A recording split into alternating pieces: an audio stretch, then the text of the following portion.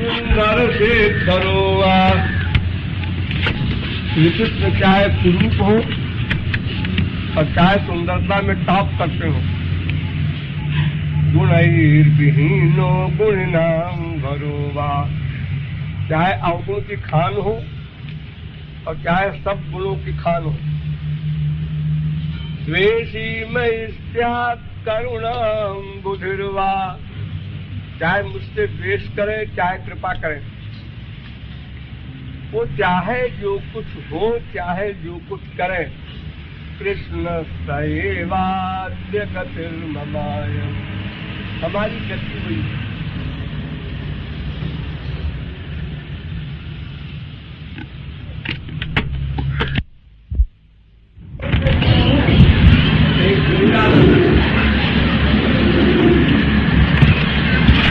कमल के आकार का। तो संसार में जो प्रकृति संबंधी स्थान होते हैं, माया संबंधी, वो जड़ होते हैं।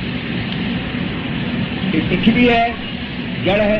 ये बंबई है, तो बंबई जड़ है और रहने वाले आप लोग चेतन हैं। लेकिन भगवान के धाम में ऐसा नहीं होता। उनका धाम भी चेतन होता है। जो जो शक्तियां श्री कृष्ण में हैं, वे सब शक्तियां वृंदावन में भी होती हैं। जैसे नंदनंदन की उपासना करने वाले को जो कुछ मिलेगा, वो वृंदावन की उपासना करने वाले को भी वही सब कुछ मिलेगा। तो लिखे देना है क्या? तो एक तो प्राकृत धाम होता है, मटीरियल, जैसे बंबई वगैरह। एक दिव्य धाम होता है, जैसे परमहंसों का धाम, ब्रह्मद्रव, तो जड़ है। लेकिन वृंदावन धाम चेतन है। दिव्य तो है ही, साथ में चेतन है। यानी नंदनंदन और वृंदावन में कोई अंतर नहीं। बहुत बार आप लोगों को समझाया है कि श्री कृष्ण, उनका नाम, उनका रूप, उनका गुण, उनकी लीला, उनके धाम, उनके संत, ये सब एक है। एक दूसरे में गड्ढम गड्ढ है। सब में सबका निवास है। इन सब में कोई छोटा कोई बड़ा नहीं है। तो वो लेखक कहता है कि जो ही नंदनंदन सोई वृंदावन। ये दो लोक वाला जो वृंदावन है, वो नंदनंदन ही स्वयं बने हैं। दो लोक में जो पृथ्वी है, जल है, तेज है, वायु है, आकाश है, सूर्य है, चंद्र है, जितनी चीजें हमारे प्राकृतिक जगत में है, वो सब चीजें वहां भी है। लेकिन वहां सब चीजें श्री कृष्ण ही बने हैं। श्री कृष्ण व्याप्त नहीं है। व्याप्त तो यहाँ है, माया के जगत में। लेकिन वृंदावन स्वयं श्री कृष्ण ही वृंदावन बन गए। वहां का वृक्ष और वहां के श्री कृष्ण दोनों में एक सौरस्य माधुर्य सौशील्य सौकुमार्य है। वहां के वृक्ष भी, वहां के पक्षी भी सब स्वयं श्री कृष्ण बनते हैं। इसलिए वहां की पृथ्वी का एक रज कण भी कोई देख ले, अगर दिव्य दृष्टि दे दे गुरु, तब तो उसको वही आनंद मिलेगा जो श्री कृष्ण दर्शन से मिलता है। क्योंकि श्री कृष्ण ही बने हैं सब कुछ। पृथ्वी, जल, तेज, वायु, आकाश, वनस्पति, पक्षी, पशु, सब श्री कृष्ण ही स्वयं बने हैं। इसलिए जोई नंदनंदन सोई वृंदावन। इसलिए हमारा दोनों धन है, वृंदावन भी धन है और नंदनंदन भी धन है। ये मतलब है, आप समझते हैं।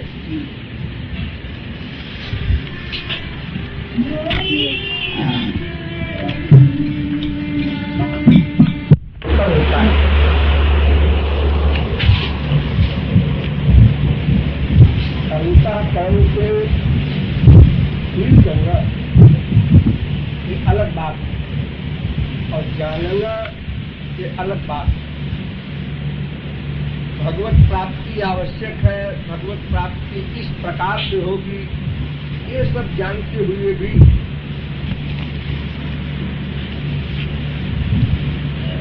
संसार का प्रपंच जिसके पीछे लगा है, जितना अधिक उसका अंतःकरण उतना ही अधिक मलिन है।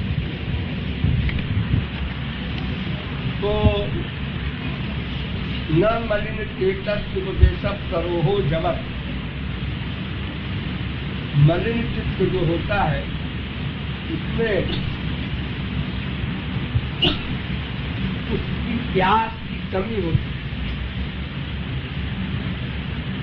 जैसे आप पानी पीते हैं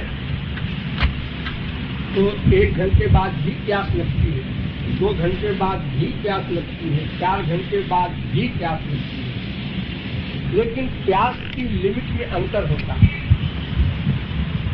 पहले घंटे में थोड़ी प्यास लगेगी, लापरवाही से कहेगा पानी पियोगे, पिला लो, लेकिन चौथे घंटे में आपकी प्यास इतनी प्रबल हो जाती है, हाँ पिएंगे, ये व्याकुलता हो जाती है। तो पहली बात तो ये कि हमको जो हमारे पास उपाधियां हैं उनको मिटाना होगा। किसी के पास धन है, किसी के पास बल है, किसी के पास पोस्ट है, किसी के पास रूप है, किसी के पास कोई गुण है, इसके कारण अहम मान्यता होती है, अहम भाव अधिक बलवान होता है कि मन, बुद्धि, चित्त और चौथा अहंकार। अहंकार और दीनता ये दोनों विरोधी है। अहंकार सभी जीवों में होता है, कोई जीव ऐसा नहीं कि भगवत प्राप्ति के पहले अहंकार रहित हो,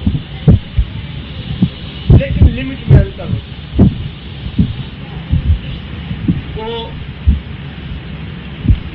जैसे किसी व्यक्ति ने सोचा या कहा या जाना तो मैं अधम हूँ, पापी हूँ, गुनहगार हूँ, फिर सोचता है मैंने क्या पाप किया, न कोई मर्डर किया है, न अनाचार, दुराचार, भ्रष्टाचार किया है, मैंने कोई खास पाप नहीं किया, अपने आप उत्तर। अब वो ये भूल जाता है कि हमारे अनंत जन्म बीत चुके, अनंत एक जन्म में भी अगर हमने एक पाप किया हो तो अनंत पाप कर चुके। और पाप की परिभाषा भी वो नहीं जानता बेचारा। पाप किसे कहते हैं? जिस क्षण में भगवान श्री कृष्ण का स्मरण न हो उस क्षण में आप जो कुछ करेंगे पाप। स्मरण यानी आपका मन कितनी देर राधा कृष्ण में अटैच है उतनी देर आप पाप से बच सकते।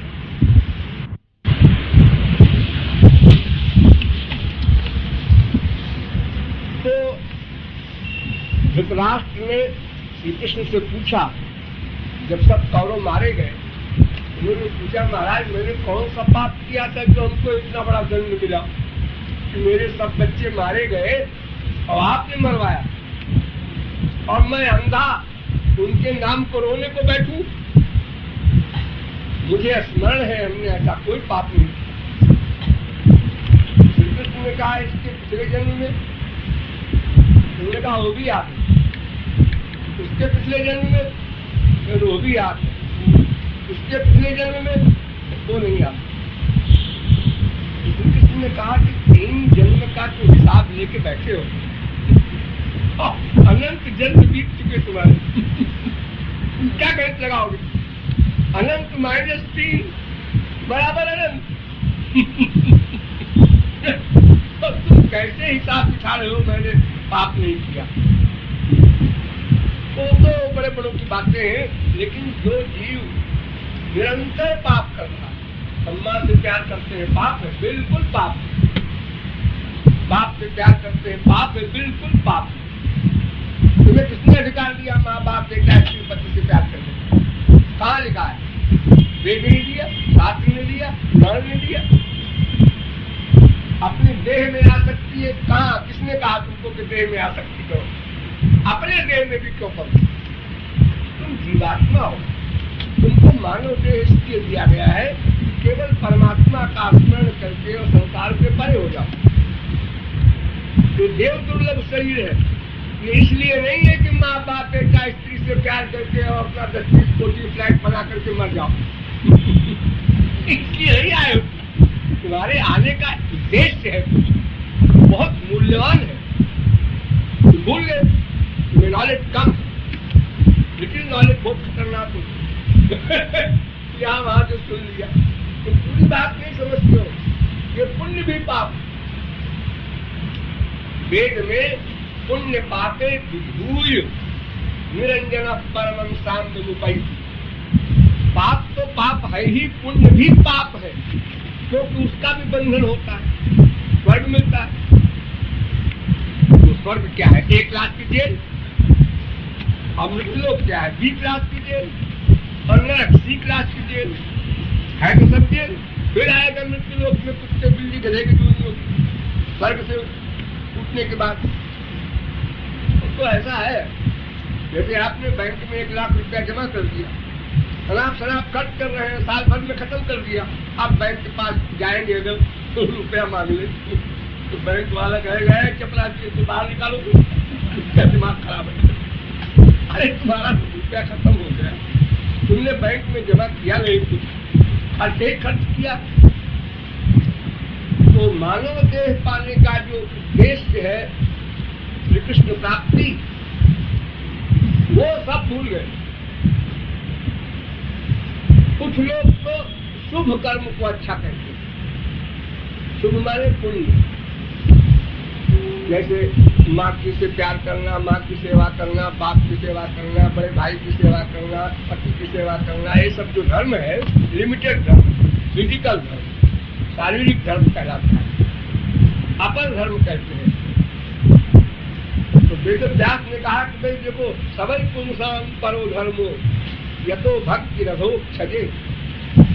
आत्मा का धर्म एक है, परमात्मा से ही प्यार करना, वहाँ ही लगा है।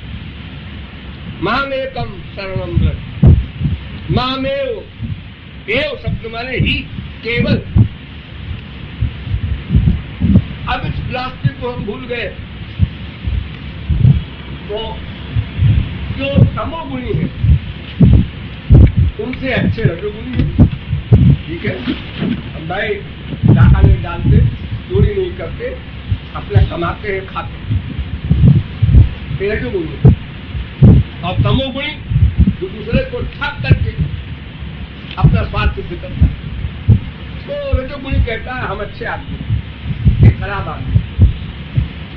अब सत्वगुणी आया, उसने कहा कि तुमने जिंदगी भर में कितना कमाया, खाया, परिवार में अपने में आया होगा 15-20 लाख, कितना दान किया,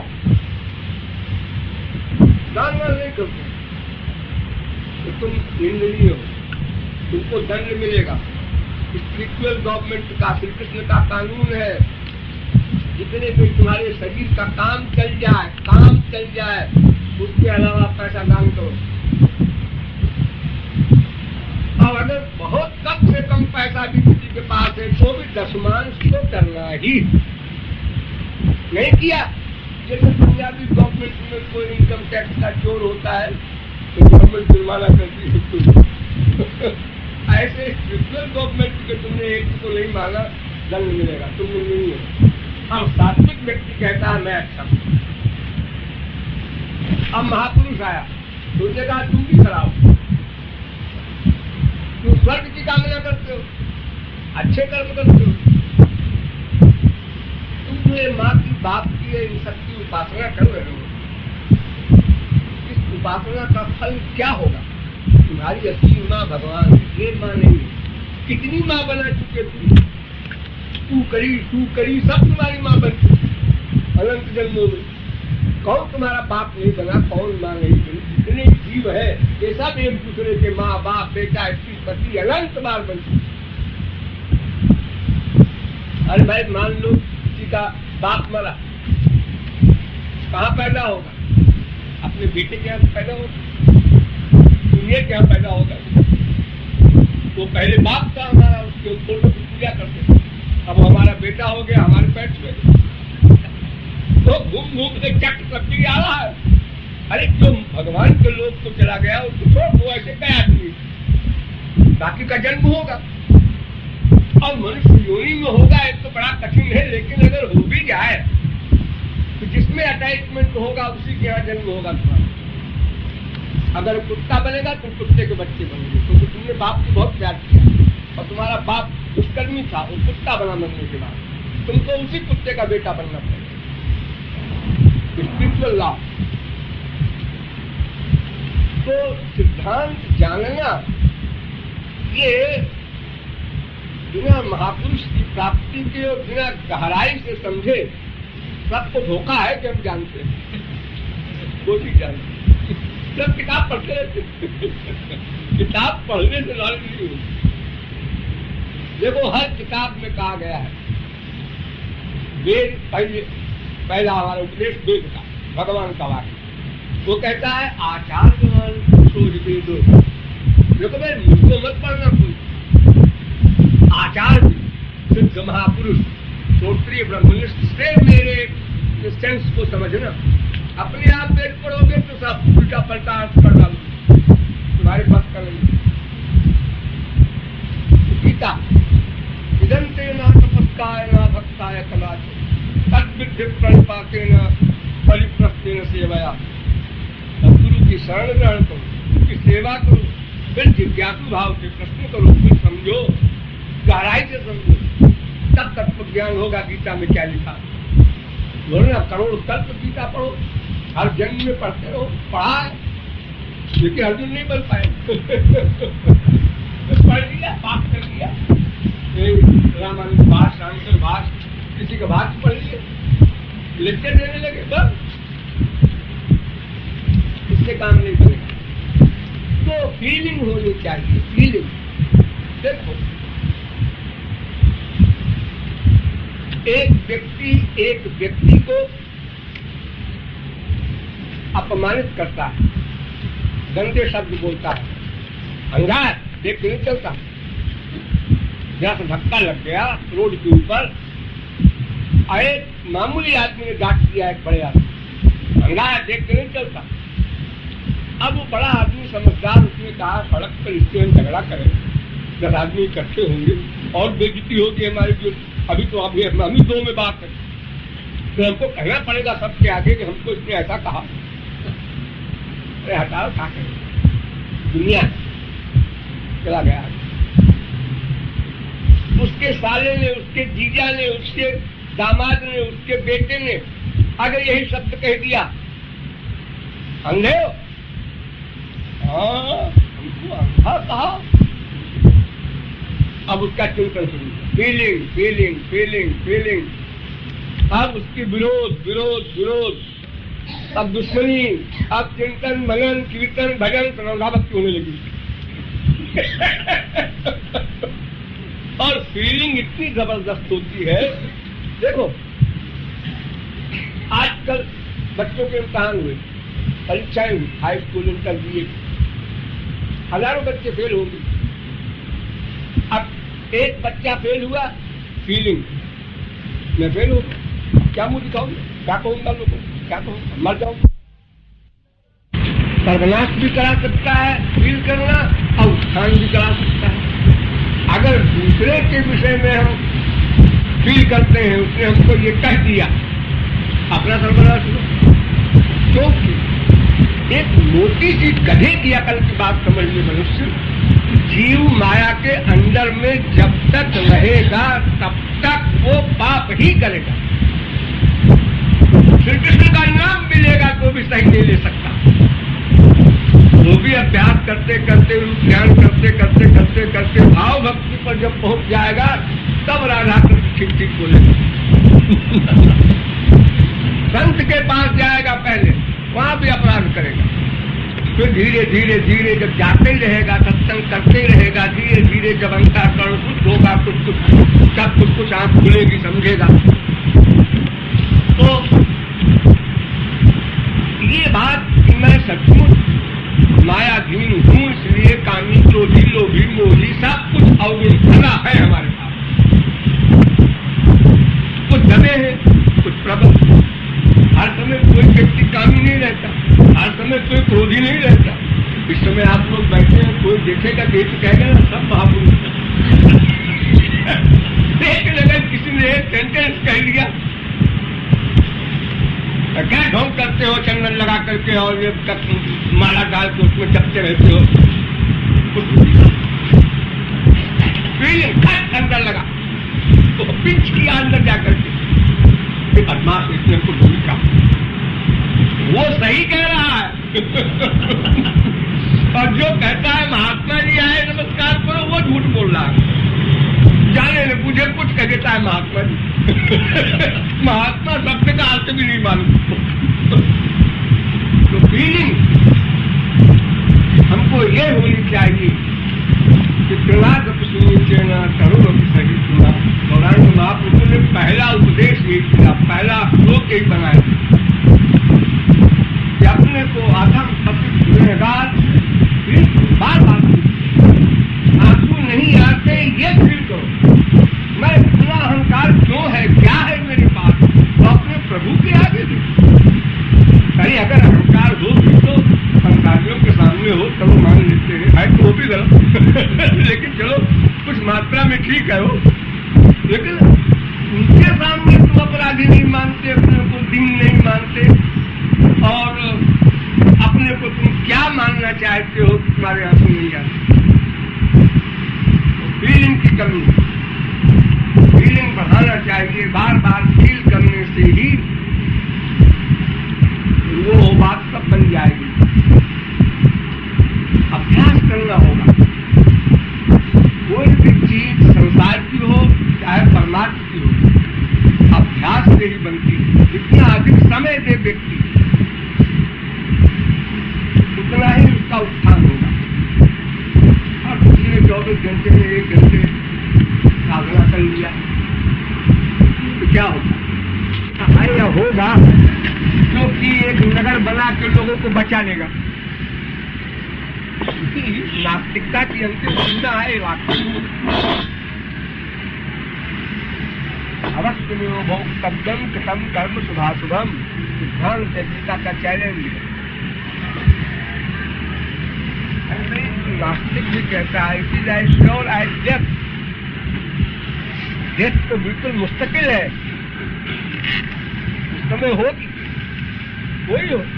और फिर ये हम लोग दावा करें कपड़ा लगाने वाले कि हम भक्त हैं, इसलिए बम नहीं गिरेगा हमारे ऊपर।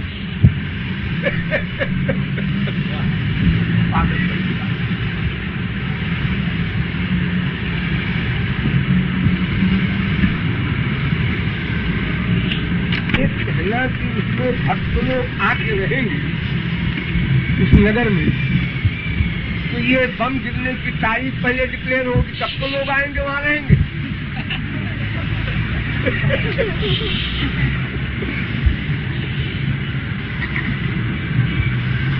और कौन कौन भक्त है कौन अभक्त है इसकी जांच कौन करेगा? अगर कपड़ा रंगाने वालों का नाम भक्त है तो लोग रंगा रंगा के आ जाएंगे वहाँ।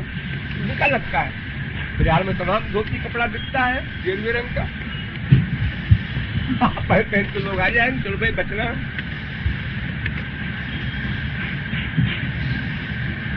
प्लान है, उनको पहले पागल खाने जाके प्लान बना के इलाज कराना चाहिए, उसके बाद ये अनाप शनाप प्लान बनाना चाहिए। और कोई नगर बना नहीं अभी, तो ये जब तक जिएंगे तभी तक बन जाएंगे 12 नगर। और वो इंडिया में ही बनेंगे कि सारी दुनिया में अलग अलग देश में कितने नगर बनेगा? अलग अलग देश में।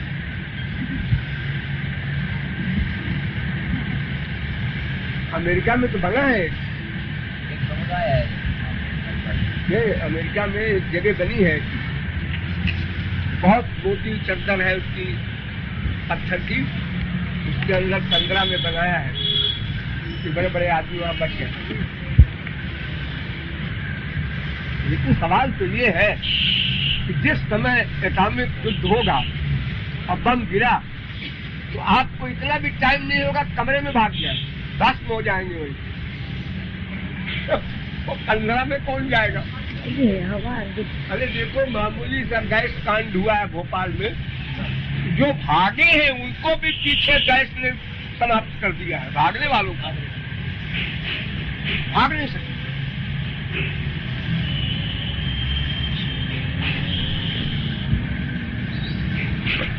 भक्त बोलने वाले जो है कि धर्म को बदनाम करते हैं, साधुओं को बदनाम करते हैं, स्पिरिचुअलिज्म को बदनाम करते हैं। नास्तिक लोग सुन के हंसते हैं, क्या बकवास कर रहा है।